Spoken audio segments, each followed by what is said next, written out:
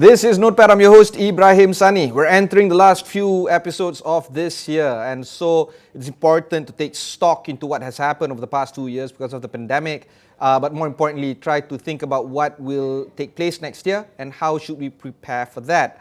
Because of this, it's important for us to take stock on the mental health issues, on well-being, on nutritional issues. And because of this, I have the pleasure to invite Preston Sean Soh, the Executive Director of Nutribah, a homegrown Sabah-based company, spearheading the sustainable farming movement in agriculture as well as wellness. Preston, thanks for taking the time to speak with us. Hi. Hi, Ibrahim. Thank you for having us on board. You know, Pleasure. the thing about this interview is, for instance, you're from Sabah, you're in KL. We would have loved to do this face to face. Due to last minute COVID restrictions, we have to do this online. That is emblematic of how the whole past 2 years have always been, if you ask me. Yes, Um, yes, uh, uh, exactly. and because of that, there is a spike, a rise in issue of mental health, loneliness issues, loss of collaboration, children growing up not to know how to collaborate with their peers. So many issues that we have now become familiar with.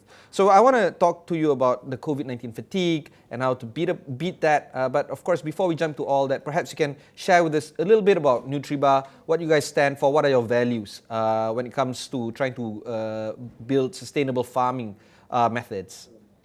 Yeah, so the name Nutribah derives from the word nutritious Sabah.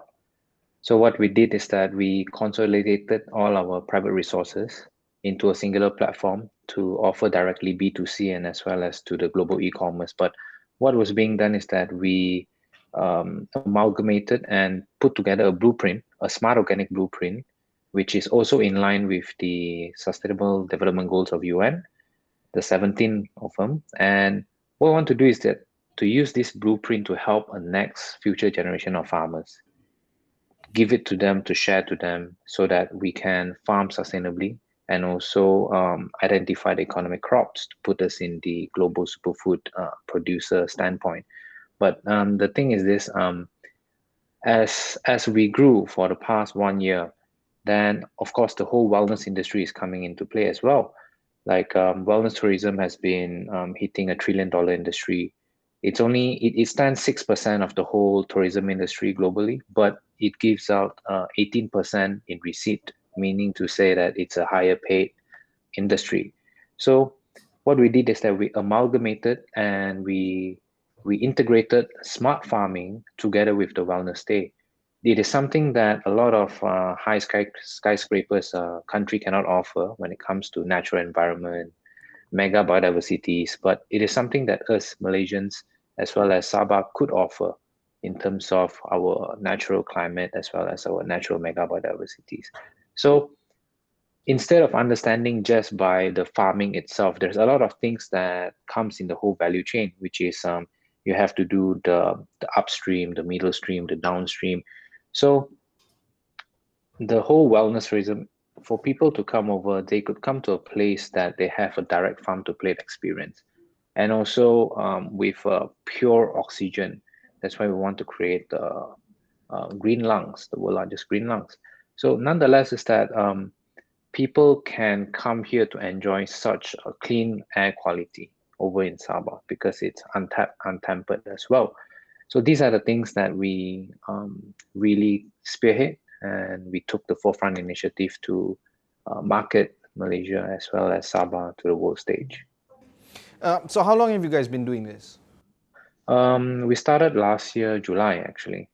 So we're barely 1 year and about 4 months old. Okay, building a business during a pandemic, it must be a bit different from building a business during normal times, from fundraising to collaborating with some of your stakeholders to trying to build something together, even with your peers, your founders. Talk to us through the kind of challenges that you had to overcome during this pandemic building phase of the business. One thing is, of course, during the whole infrastructure development, we face supply chain disruptions globally, like We machineries still for, do. We still do face global yeah, challenges. actually, yeah. Yeah. Even until now, like, sorry, I have to say, we pioneer in kale, the superfood kale, as well as Mm. sacha and ghee. So, like, machineries takes 3 times longer to deploy, and construction materials takes even longer time due to interstate travel bans. So there's a lot of challenges like that. And nonetheless, also reskilling and upskilling our farmers to push them to go digital. That is another challenge that we face, as well as the internet infrastructure for Sabah as well. That is one of the very, very main challenges that we face throughout the whole pandemic. And also, there is a lot of things that we have to mobilize. Like back then, there's no more retail. We have to come up with a business model that is sustainable in terms of pandemic proof. We have to cater to them, do deliveries, or create better accessibilities to them. So these are the few pain points that we have to go through. You know, speaking of which, I cannot imagine building a business in a more trying time. And of course, if you can overcome these very difficult moments, I'm pretty sure it should be, at least in theory, kind of a smooth sailing journey in a non-pandemic environment. Do you have that feeling that that's going to be the case for you guys, that the worst is now, and that as we move into an endemic situation, it becomes a little bit easier for the business to progress even further? Yeah, the thing is this, back then before the pandemic happened, everybody's like really either scaling up or accelerating. But what we took in turn is that while the world is at pause, most likely 50% of people were demotivated, they were at pause, they were depressed, suicide rates were high, but we took it in a very optimistic way. When the world is at wait, we move even faster. So like what you've just mentioned, when the pandemic comes, we are more than ready to cater. And it is a trend that we have studied, we have analyzed as well, that especially in the superfood category, that it's booming, and also wellness industry, which is coming up with a compound annual growth rate of more than 6.5% annually by the Global Wellness Institute, GWI. So once it's over, expected to be next year Q2 or even Q4, then we're more than ready to cater. You touched on two big mega trends. One is wellness. We'll jump into that later on in the interview because that's one of the core crux of the conversation that I want to have. But the earlier part that you talk about, which is another mega trend, you were referring to it as superfood. Am I correct? Yeah, superfoods. All right, like go through. What do you mean by that? So kale, it's very self-selling and self-explanatory. Like there's a lot of people, especially in the United States, Europe, they're all crazy about kales due to its high anti-cancer compounds, very, very rich in minerals, as well as the sachainchi, which is the sustainable oil for the future. In terms of like, we have always been getting healthy fats, which is omega 3, 6, and 9 from fishes, right? So fishes are from sea. But then the thing is, sea nowadays are not as clean as it was before. It was highly polluted with plastics or oil tank spillovers, which in turn, that leads us to consume mercury hidden. So with the whole shift of people going plant-based as well. So sachainchi is a plant that contains omega 3, 6, and 9 after being cold pressed. So it's a plant-based, 100% organic omega 3, 6, and 9 oil. So this is the oil that it is sustainable, and it is also in line with the current plant-based movement where people are more health conscious, especially over in the States, and it's coming towards Asia as well. Then kale, we are in the center of the equator within the earth. So we are in the best environment to actually grow them. See, so with these two being said, is that we can revive, and with the blueprint that we mentioned earlier, is that we can really revive the green economy, and we can really take the initiative to spearhead this whole green economy. And nonetheless, not only in this industry, we integrate it with the wellness industry when people come over, so that you can have farm to plate experience and whatnot. Then after that, when you were to go back to your hometown or whichever country that you come from, you could still purchase our locally grown superfood straight over to your country via e-commerce. So that is the thing, that how we integrate it all into a singular platform. Looking back at the supply chain that you were elaborating, not just from the products that you make, but of course the experience that the consumers that you're targeting can actually experience. I'm sure this demand is big and quite insatiable following the pandemic. All this constitute to a company that might be attractive to investors. What's the story when it comes to fundraising and your investors? Are you getting any headway in that realm? There are quite an amount of investors that actually approached us, but as of now, we're a bootstrap company. So um, And why is that? You don't like money or? no, it's just that because we really want to create a better lifestyle for our farmers. So as of now, we do not want to have our management being um, re-coordinated or restructured in any way, or that it is being impacted or influenced. Because what we had is that we within our whole supply chain, we don't have any third party, meaning to say from the farm to the factory to the end consumer, even to the logistics to the marketing, it's all within our own ecosystem, private resources. Then with that being said, is that we upskill and reskill our farmers, and also creating a lot of job opportunities with no restrictions. And our vision is very, very vast and very, very rapidly growing. So unless and until we reach the end goal, the end point, then of course we will look into more investors now. But Some as of now, we are still very, very young. Yeah. Yeah, of course. There's a lot of space to grow. Before we go into that break, I just want to ask you one more question, which is on empowering your farmers. Some fresh farm producers globally, they opt for the cooperative movement where they empower their farmers. They become part shareholder. Yes. Is that something that you guys are doing, or something that you guys are Yeah. looking at? Yeah, that's exactly where we're going. That we want to bring the conventional way of contract farming to erase it, but to reinvent something called smart partnership, which is equal partnership. So we and the farmers are actually equal partnership. So we work for them and they work for us as well. So that is what we're trying to establish. And also a new category, which is farmers shouldn't be called poor farmers anymore. There should be a category of professional farmers, sustainable, smart organic farmers. All right.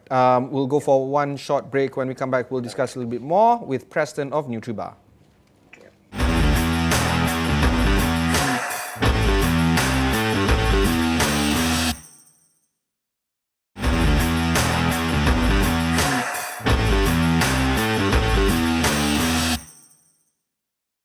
Welcome back. This is Notepad. I have with me on the line Preston Sean Soh, the Executive Director of Nutribah.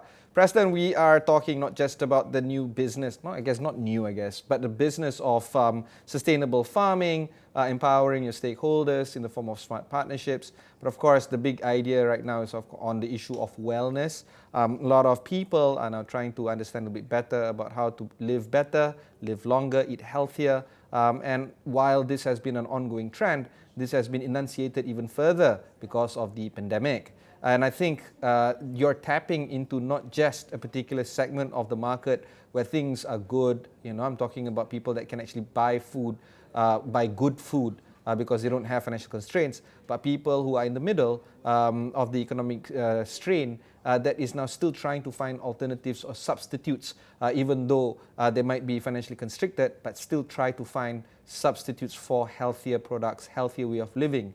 Do you feel that this market share in terms of potential customers is actually increasing because of the awareness that has been raised following the pandemic, or it's something else that you feel is driving the possible demand from an offering that you guys are doing right now? Um, the whole pandemic definitely has pushed the shift towards them being more health conscious. We see a positive growth on that. And to top it up is that we entered the market with a very, very competitive price. So to speak, per se, in Sabah, we actually entered the market in 30% lower price compared to the previous organic markets. And in about a year time, we managed to push it down the market price by 36%. So it was hovering somewhere between 18 ringgit a kilo for fresh vegetables, but we entered it at 11 and 40 cent. And now it's hovering between 12 to 13 ringgit a kilo. So that is a value that we have created to consumers as well. And to accommodate that, it's complemented by the whole pandemic shift for the trend of them being more health conscious. And therefore, we could really see demand goes up very rapidly together with our price competitiveness, accessibility that we have made it more accessible in every other districts, plus the whole pandemic. It's a great combo. But you guys are operating in an integrated economy, integrated market. You guys can't possibly be immuning yourself or ring fencing yourself away from rising food prices, rising cost, increasing inflation.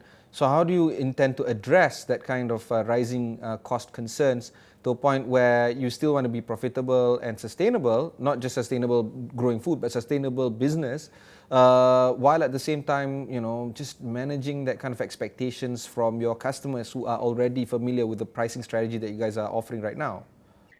So for that is that what we had a breakthrough is we have this smart organic blueprint that we mentioned. We harvest the natural energy via our solar panels. So our greenhouse are fully solar integrated, and the water are naturally harvested, and the fertilizers and soil are being recirculated in a sense. So we harvest 10 tons every week, and 30% will go to waste after QC, quality control, before it reaches the customer. So these 30% are being fed to our vermicompost, which in turn turns into fertilizers for the future crops. So in terms of cost management, we had a huge breakthrough, also accompanied by Internet of Things together with it.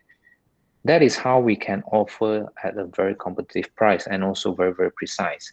So these are the things that we're really trying to share because it's nothing very new in the market, but it is very, very underutilized by many, many farmers and many, many industry players. So we are more than willing to share to all the value chains for this particular breakthrough and this particular smart organic farming blueprint that we have here. And of course, how do you intend to grow your business knowing that the demand is there? Sabah is a beautiful place, perhaps one of the most beautiful places I myself have been to personally. But the market is, of course, here in this part of town, in KL, in Penang, in JB. And this is just domestically. We haven't even touched Singapore, Jakarta, other regional markets, Bangkok. So what's the plan there? So as of now, we have stirred up community movement in terms of from Sabah. That's why our brand name is called Nutribah Sabah.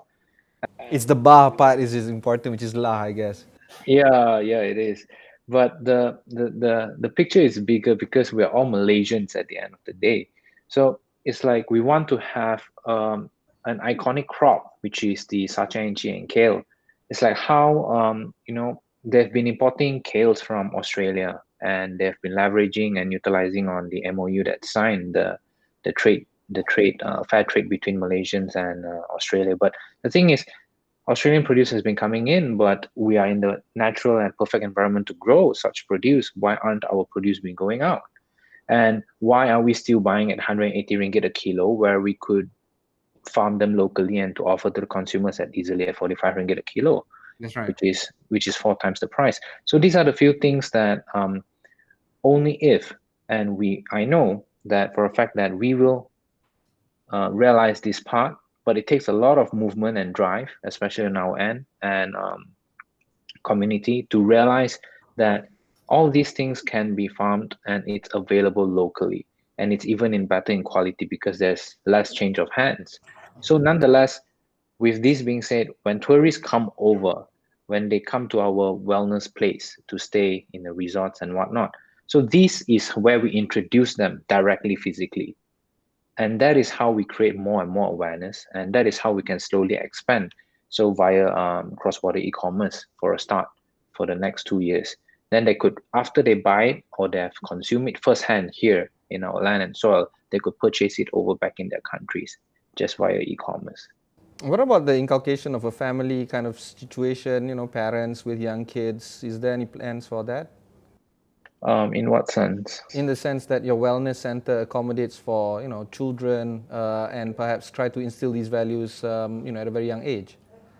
Yeah, so if for children, like nowadays, we try to not try to get them away from their mobile phones. First things first, get them be more connected to the world. But what we did is that we modernized not only farming but also the whole wellness feeling. So the most important thing is that the under 30s, the below 30s are coming up. You see, the millennials are coming up, and they urge and they want to be digitally connected via their phones. So it's a wellness place, but it's digitally connected. So you can still scroll your Instagram, your Facebook, you can still upload it. So in many ways that is actually a good thing because it creates more brand exposure as well for Malaysia. Like people can know about Malaysia more when there is better infrastructure compared to before. There's so many nice places, but what they can only do is to take photos. And if they choose not to upload it, then it's gone, hidden forever. But if it's in real time, they could either do live stream, they could either do posting stories, and we're even looking into a 6D e-commerce where we can VR, VR our place, and they can purchase it from China. They can visit it via 6D before they even come here.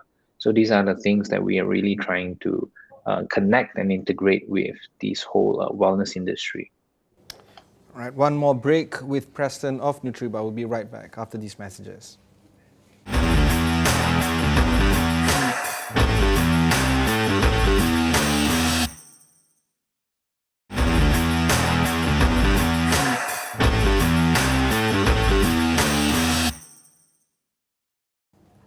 Thanks for staying on. I have with me Preston Sean Soh, the Executive Director at Nutribah. Let's talk a little bit more about COVID-19 fatigue. It has been quite the struggle for many of us.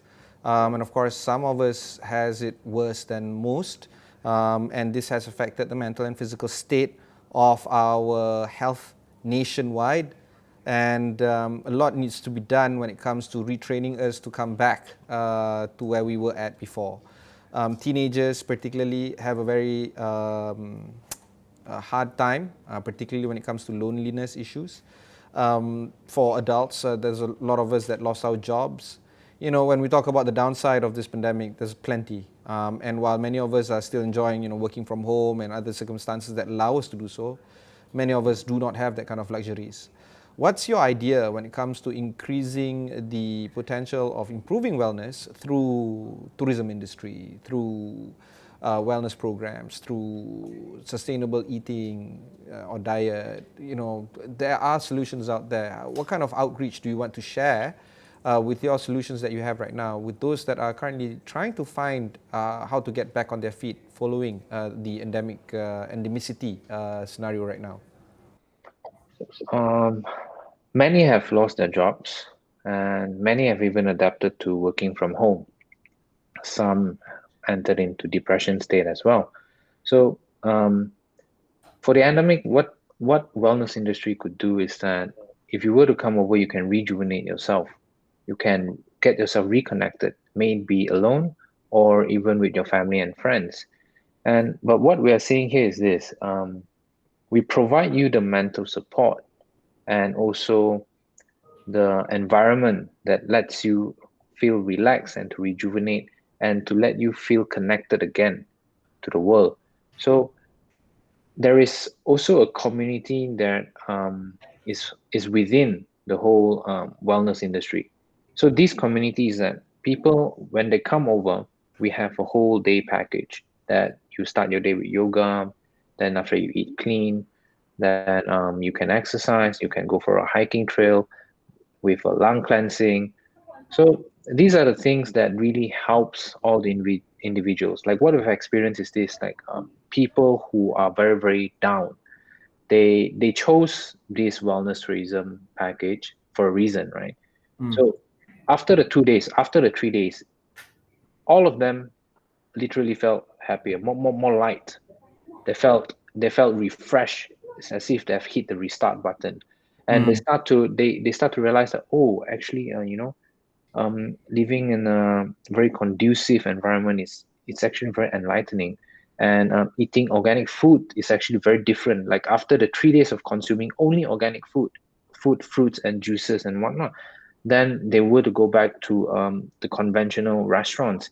Like we receive texts like, hey, we miss the food, because they seem to be able to taste the differences in it. So these are the things that it will give you a whole new different experience if you were to go. Then also breathing in, and like where the whole carbon footprint thing is going on, especially after Glasgow. And many people from huge metropolitans, they don't get to really enjoy fresh air. They don't really get to be connected to mountains, seas, hiking trails, and lakes, things like that. But when they do, it's a refresh button. That's for sure. Fantastic. Preston Sean Soh, Executive Director at Nutribah. Again, Preston, thanks for taking the time to speak with us. If you've missed any part of this interview, just head on to astroawani.com, look for Notepad, or look for Nutribah, that's BAH, as in Sabah for Bah. Until then, thanks very much for watching, and goodbye.